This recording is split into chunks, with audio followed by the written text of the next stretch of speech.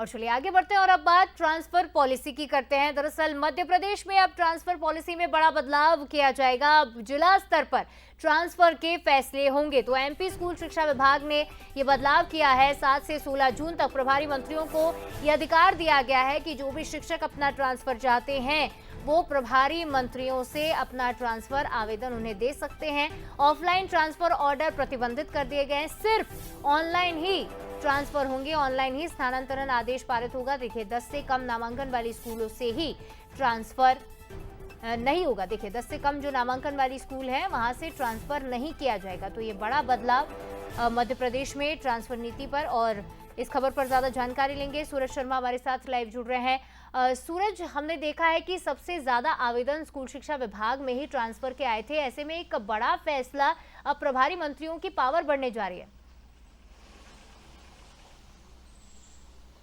देखिए, बिल्कुल सबसे महत्वपूर्ण बात यह कि स्कूल शिक्षा विभाग में सबसे ज्यादा कर्मचारी, लगभग 2 लाख से ज्यादा कर्मचारी स्कूल शिक्षा विभाग में है और नीति के तहत 5% ट्रांसफर हो सकते हैं, यानी कि 10,000 जो लोग कर्मचारी हैं उनके ट्रांसफर हो सकते हैं। लेकिन आवेदन की संख्या करीब 25,000 से ज्यादा है।